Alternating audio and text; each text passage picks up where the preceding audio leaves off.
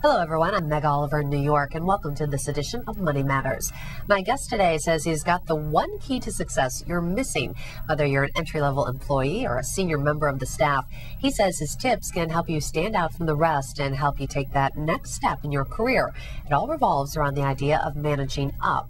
Joining me to break it all down and teach us about managing up for us is behavior strategist, national keynote speaker, and the author of the book, Results Through Relationships, Joe Takash. Thanks for being here, Joe. Thank you for having me, Meg. So what exactly is managing up and why is it important? Well, managing up is the ability to positively influence your boss or upper management, and it's important in today's economy for survival, but also for expediting career growth. Well, survival is the key in this economy, wouldn't you say? Absolutely. I mean, it's gone from where do I want to go next versus do I have a job and is my career stable? Let's go over some of your tips for managing upward. And first, you say you need to choose good timing. Why is this important, and how do you know when the right time is? Well, and you're going to see a common theme throughout our interview, which is ask. And I think it's important that what you want to do is ask your boss, when are the best times to meet, when I have questions. And this is good for your building credibility right out of the gates, because it not only shows initiative, but it shows awareness and consideration for their busy schedule. And the added bonus is when you do meet with your boss, you're likely to have a less distracted, more focused listener. Can you ever go to your boss too much?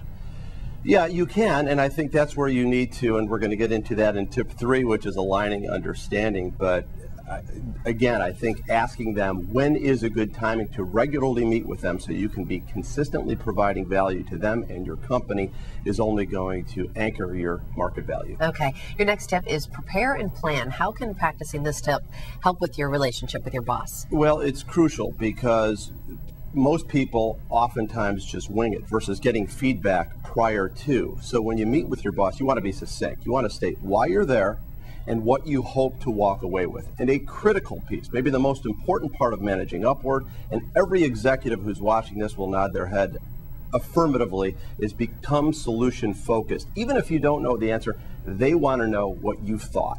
Okay, you alluded to this a little bit earlier, but your third tip for managing upward is align understanding. What do you mean here exactly? Well, let's just take today's economy as an example. Scope of jobs, scope of companies based on mergers or client acquisition or new projects or clients lost have changed. So you want to make sure you are in sync with your boss, both in your progress, what you're doing well and where you can improve, and what you need to be anticipating for the next step. So you're in constant alignment. Now, fourth on the list, you say you need to follow up and follow through. How does this play into improving the relationship with your boss and your career? Well, remember, your boss or upper management is swamped and they're buried. And so what you want to do is show the initiative to be diligent and follow up on what are the next steps. And this is also about finding out how they prefer communication. Do they want you to spot issues? Do they want real-time information? And then what should the next step be? And one of the biggest barriers, Meg, for positive change is lack of accountability. Following up holds both you and your boss accountable. Listening, it's very important. And your final tip for managing up is own your results. This is talking about taking chances, right? Absolutely. I was speaking at a company conference one time, and a woman named Karen, let's call her, came up to me and she said, I think I could be the vice president of marketing. And I have the experience and the knowledge and the skills, and what you said I thought was compelling. What approach would you tell me to take to my boss? And I said, you just took it, but I'm not your boss.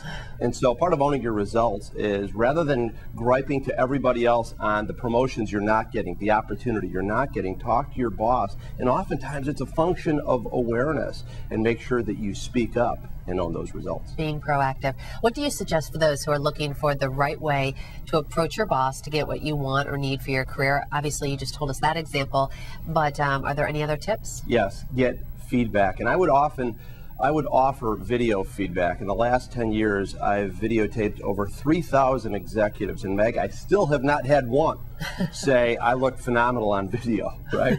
And so that means that's perception misalignment. Get feedback on your communication skills so you are projecting something that connects with them. We think on logic, we act on emotion. You want to make that connection. Get feedback.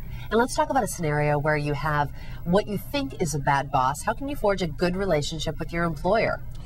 Well, again, I think this goes back through aligning understanding. So if you haven't set expectations up front, make sure that you're meeting regularly so you can get that feedback. And I think the other thing, too, is to demonstrate passion and selflessness. And it doesn't hurt to state up front that, say, look, I want to do a great job. I want to make sure I'm anticipating the next opportunity so I can provide the most value. What would you tell me to do? And listen. People love to be listened to. Okay, and you can find all of these tips in your book, Results Through Relationships.